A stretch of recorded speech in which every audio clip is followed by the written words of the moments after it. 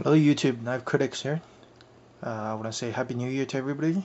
Today I'm going to go over another Spyderco knife, but before I'm going into that, I want to just briefly talk about my acquaintance with Spyderco. I never used to be a big Spyderco fan because just the big hole design did not appeal to me at all. So when I first saw it was a long time after I got to know the Spyderco name before I bought a Spyderco knife. At the time, it was my first Spyderco was a Chinook. It was a first generation Chinook, and it was a combo edge in S30V. I don't have that anymore because I sold it. Just combo edges and anything with serrations just doesn't do it for me. So, but now the more I use them, I find that I'm becoming a bigger and bigger fan. So today I'm gonna talk about this Spyderco right here.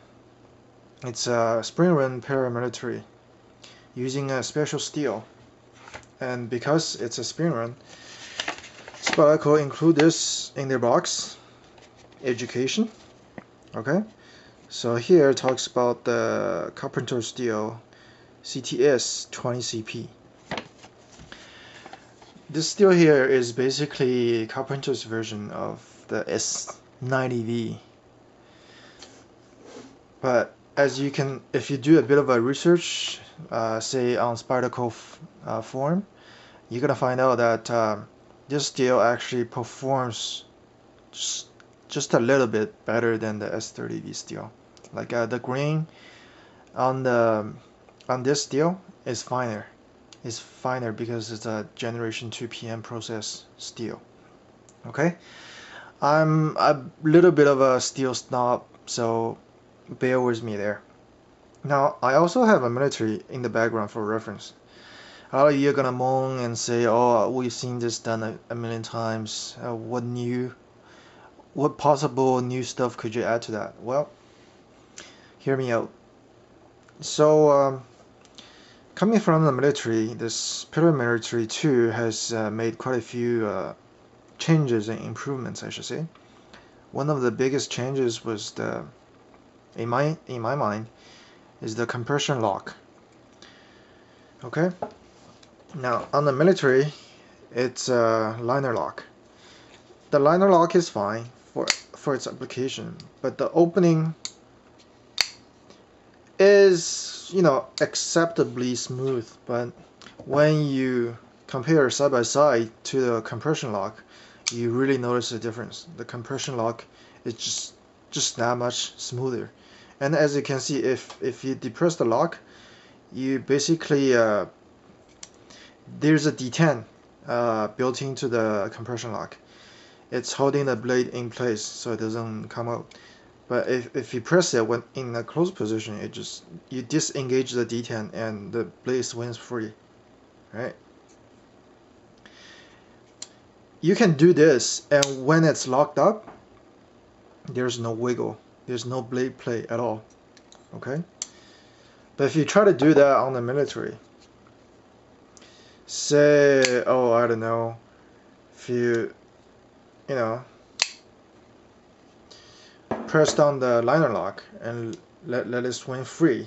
Right now it's not, because I cannot do that. If I wanted to achieve the same effect on the military, when I put it into the lock position, there will be significant blade play. Okay, so that's why I think the compression lock is a very ingenious design for much improved knife here. Now, and as you can see here, this portion here, compared to the military, it's very much slimmed down. So it's like your finger goes in there deeper, so you get a firmer hold, and at the same time it reduces the weight. So it's a very good design, the slimmed down version of the handle itself.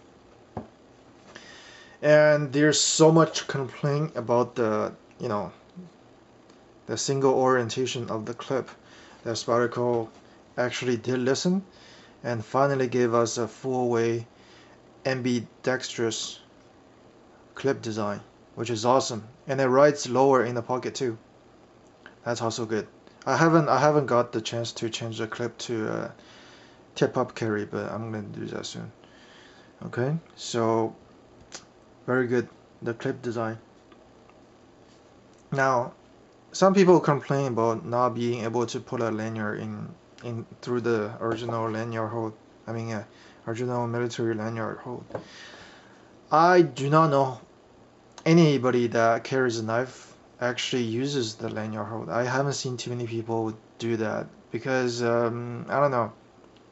Say you carry a tip up and you have something dangling from the lanyard, say for decoration or whatever, from dangling out of your pocket. It's very easy for it to catch on stuff. Like, it may look cool with the skull or whatever.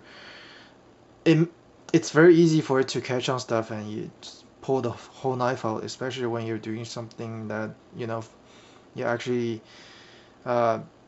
requires a lot of your attention.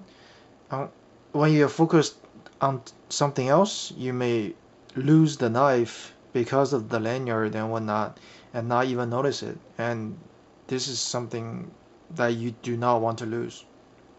Okay, so the lanyard hold I don't really care for, but I guess some people is gonna like it. To some, this is good news. Now, the other thing is, the military had a liner here. I mean, not liner, spacer here. So it's I don't know what this is.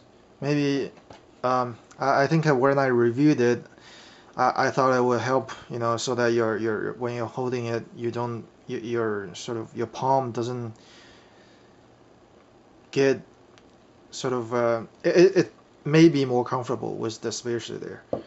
But now that the handle is shorter, I don't think it's gonna matter too much. Okay, now it's a full open design, so you can clean out stuff, flush out garbage easier, and it just looks cleaner this way. And I actually prefer the look, the full open back look. But to each his own. Okay. Now after all this, people are gonna ask me, you say you always do, areas that are good and areas for improvement. I mean, this knife is pretty much perfect. Where would you find any, room for improvement? I mean, you have jimping on top and bottom. The handle is perfect. The perfect length. The clip is good.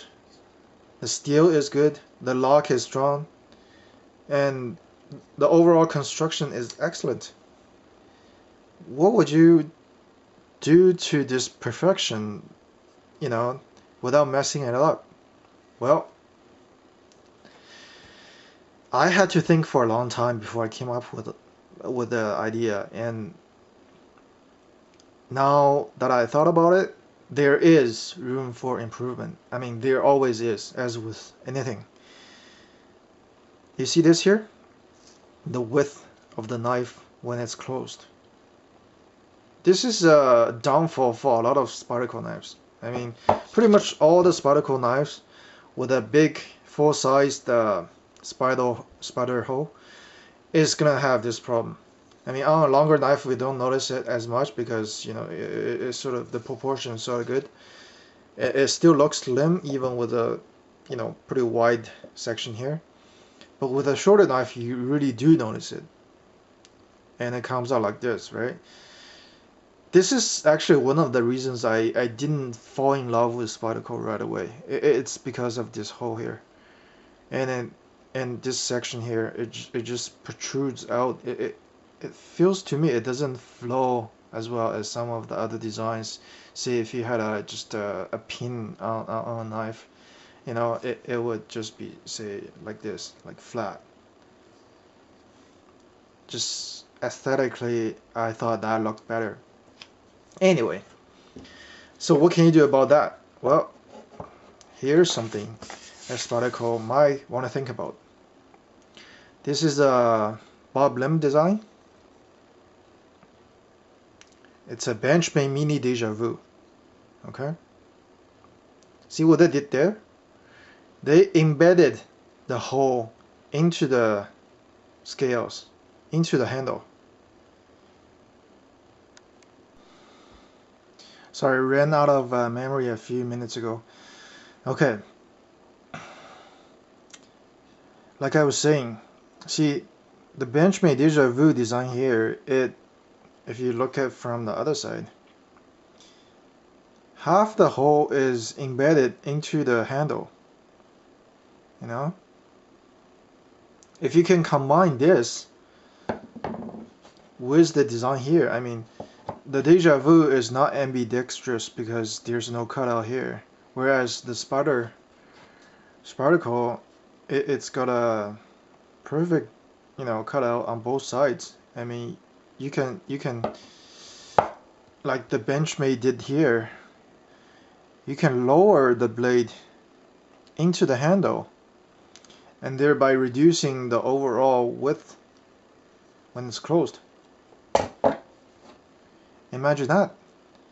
Oh, some people are gonna say, oh, that's not possible because then the blade is gonna cut into the, the spacer at the back. No, it's not. Let me show you. You see this? That's how much space is available between the blade, between the edge of the blade and the spacers. Okay? There's a lot of room available yet. And for people that does a lot of cutting, they can sharpen their knives. And the blade is, you're gonna remove some steel and the blade is only gonna go further and further away from the liners. I mean, not liners, the spacers. So there is sufficient room for Spyderco to lower the blade a little bit. Well, you don't necessarily have to lower the blade even. You could just lower the hole itself. And that will make for, a knife that is more, I would say, comfortable to carry. Won't take up as much space. For now, this is sort of the signature Spyderco design, but I mean, when you think of ways to sort of flatten this a little bit, I think a lot of people is gonna like that. Maybe not all, but I will be one of them. I'm sure there are others. So yeah, as for all the other improvements I did not mention, I mean, there's a million other reviews out there, okay? That's gonna tell you, oh, how much better the Spyderco Paramilitary 2 it has, has become in comparison to the military itself. The blade is shorter, so if you do want a longer blade in a similar shape, you would just have to get the military. But for me, this is more than enough blade length to do my chores. I mean, I don't. Well, being a knife nut and critic at the same time, I don't really need to justify buying a blade. If I like something, I just buy it, just because I like it. It doesn't have to be useful. It's a just because kind of thing for me.